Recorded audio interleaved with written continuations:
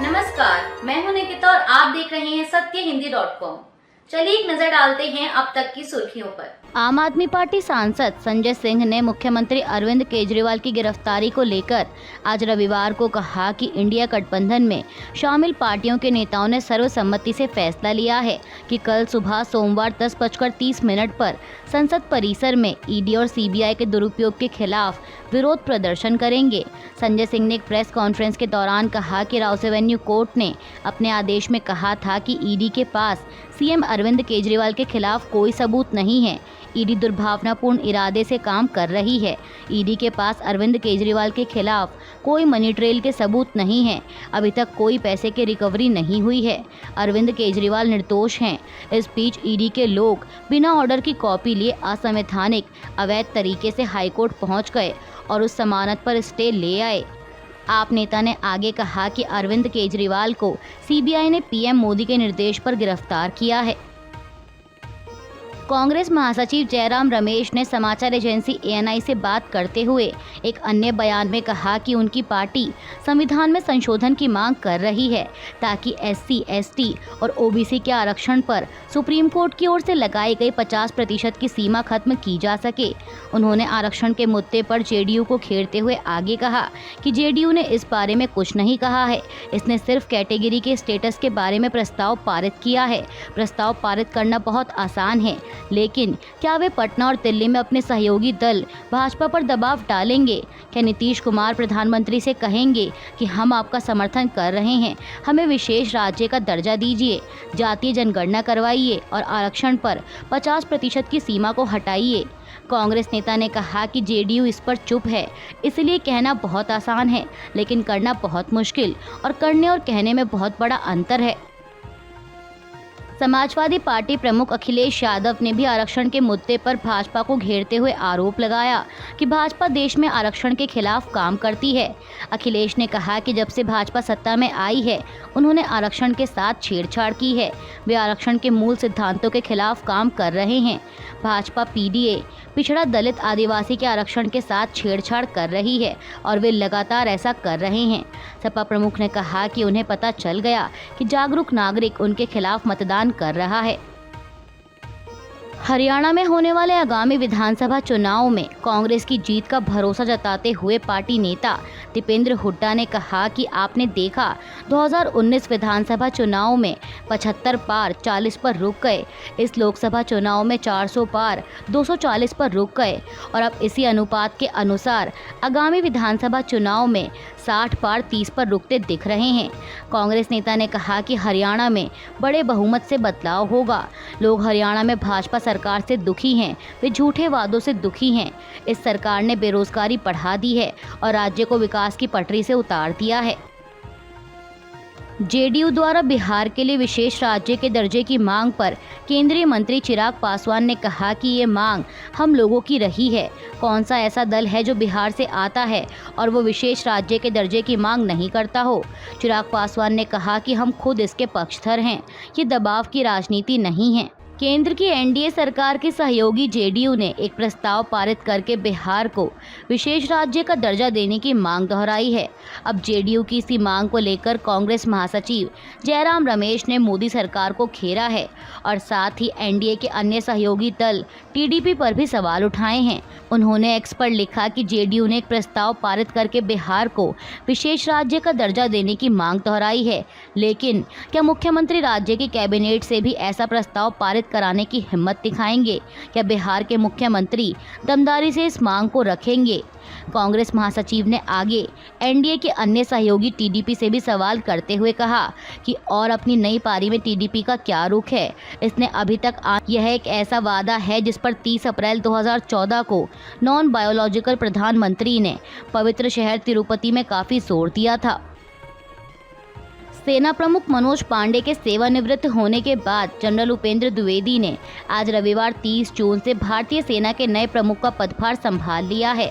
वे भारतीय सेना के 30वें सेनाध्यक्ष हैं। बता दें कि वे पहले भारतीय सेना के उप प्रमुख थे और उन्होंने उत्तरी सेना की कमान भी संभाली थी। दिल्ली की जल मंत्री आतिशी ने आज रविवार को अधिकारियों को भारी बारिश के कारण जलमग्न हुए चंद्रावल जल उपचार संयंत्र के पंप हाउस की मरम्मत करने और यह सुनिश्चित करने का निर्देश दिया कि ऐसी समस्या फिर ना हो।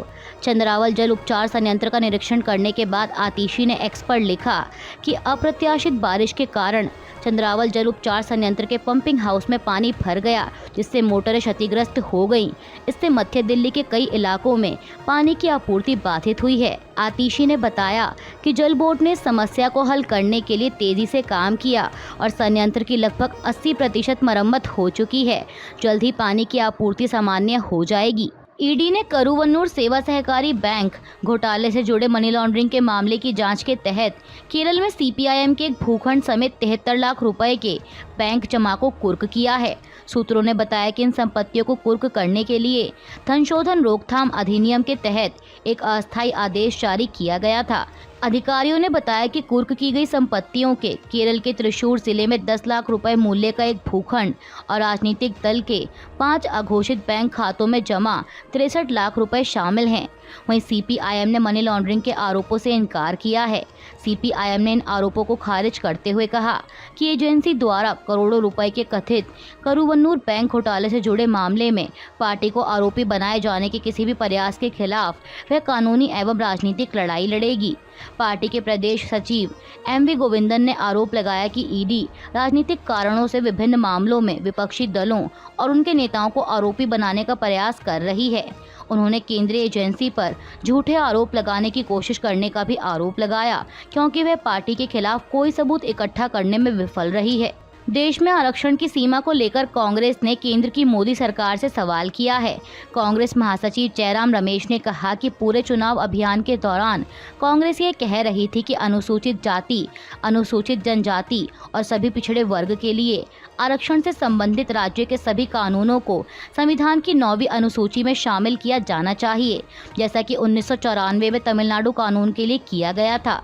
कांग्रेस नेता ने कहा कि हालांकि 50% की सीमा को आगे बढ़ाने वाले आरक्षण के कानूनों को 9वीं अनुसूची में लाना भी कोई समाधान नहीं है, क्योंकि 2007 के सुप्रीम कोर्ट के फैसले के मुताबिक ऐसे कानून की भी न्यायिक समीक्षा की जा सकती है। अब ऐसे में एकमात्र रास्ता ये है कि संसद एक संविधान संशोधन विधेयक पारित करे जो अनुसूचित जाति, अनुसूचित जनजाति और सभी पिछड़े वर्ग के लिए आरक्षण को 50% से अधिक करने में सक्षम बनाए। अभी जो 50% की सीमा है वह संविधान द्वारा स्पष्ट रूप से अनिवार्य नहीं है, बल्कि सुप्रीम कोर्ट के विभिन्न निर्णयों के माध्यम से तय की गई है।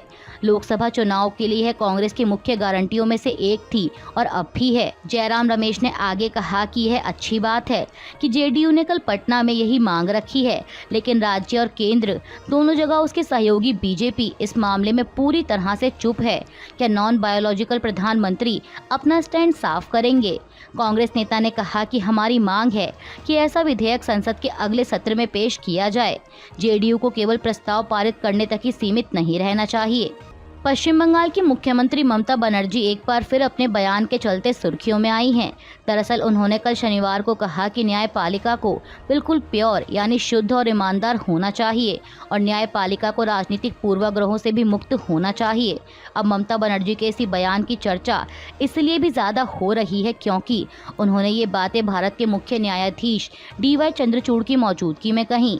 दरअसल कोलकाता में कल शनिवार को नेशनल जुडिशियल एकेडमी के पूर्वी क्षेत्र द्वितीय क्षेत्रीय सम्मेलन का उद्घाटन किया गया। इसमें हिस्सा लेने के लिए CJI DY चंद्रचूड़ और कोलकाता हाईकोर्ट के मुख्य न्यायाधीश TS शिवगर्णम भी पहुंचे थे। इस दौरान इंडियन एक्सप्रेस की एक रिपोर्ट के मुताबिक ममता बनर्जी ने कहा कि मैं इस बारे में बात करते हुए क्षमा चाहती हूँ। मेरा मकसद किसी को भी अपमानित करना नहीं है, मगर मेरा विनम्र निवेदन है कृपया इस बात का ध्यान रखें कि न्यायपालिका में कोई राजनीतिक पूर्वाग्रह नहीं होना चाहिए। न्यायपालिका को शुद्ध, बिल्कुल शुद्ध, पवित्र और ईमानदार होना चाहिए ताकि लोग इसकी पूजा करें। मुख्यमंत्री ने साथ ही ये भी कहा कि ये मंदिर, मस्जिद, गुरुद्वारा और गिरजाघर की तरह है। न्यायपालिका लोगों की है, लोगों के द्वारा और लोगों के लिए है और न्याय पाने और संवैधानिक अधिकारों को बनाए रखने की अंतिम सीमा है।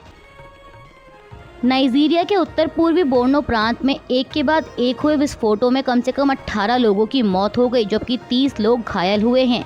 प्रशासन ने कहा है कि शनिवार को 18 मौतों की पुष्टि हुई, जिनमें बच्चे, वयस्क और गर्भवती महिलाएं शामिल हैं। वहीं कुछ स्थानीय मीडिया में हताहतों की संख्या कहीं अधिक बताई जा रही है। नाइजीरिया के अखबारों में 30 से अधिक लोगों के मारे जाने की खबर है।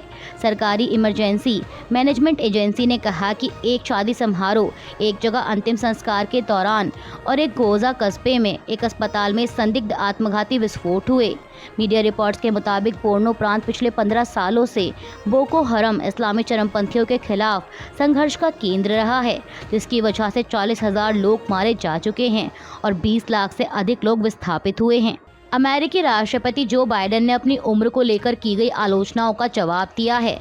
उन्होंने भाषण में अपने समर्थकों से कहा कि नवंबर में होने वाले राष्ट्रपति चुनाव में वही जीतेंगे। दरअसल पूर्व अमेरिकी राष्ट्रपति डोनाल्ड ट्रंप के साथ प्रेसिडेंशियल डिबेट में कमजोर प्रदर्शन की वजह से उनके समर्थकों के बीच ये अंदेशा जताया जा रहा था कि शायद वो चुनाव में जीत ना पाएं, जिसके बाद अब बाइडेन ने कहा कि मैं जानता हूं कि देश की सेवा करने के लिहाज से युवा नहीं हूं, मैं अब उतनी आसानी से चल नहीं पाता हूं, मैं पहले जैसी बहस भी नहीं कर पाता, लेकिन मैं जानता हूं कि सच कैसे बोला जाए और मैं जानता हूं कि ये काम कैसे किया जाता है। 81 साल के बाइडेन ने आगे कहा कि उन्हें पूरा विश्वास है और पूरे दिलो दिमाग से वे जानते हैं कि वो एक और कार्यकाल पूरा कर सकते हैं। उन्हें पूरा विश्वास है कि वो एक बार फिर राष्ट्रपति का चुनाव जीतेंगे। यूक्रेन पर हुए एक मिसाइल हमले में 2 बच्चों समेत 11 लोगों के मारे जाने के बाद राष्ट्रपति व्लादिमीर जेलेंस्की ने एक बार फिर लंबी रेंज के हथियारों के लिए अपील की है।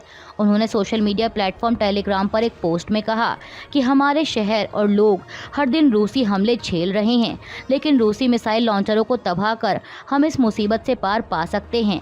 हालांकि इसके लिए यूक्रेन को लंबी दूरी तक मार करने वाले हथियारों की ज़रूरत होगी। इसके साथ ही आधुनिक एयर डिफेंस सिस्टम भी बढ़ाने होंगे।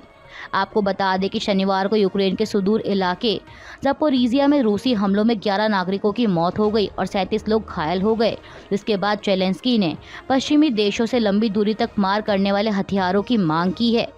अभी के लिए बस इतना ही। बाकी की खबरों के लिए बने रहिए सत्यहिंदी.com के साथ।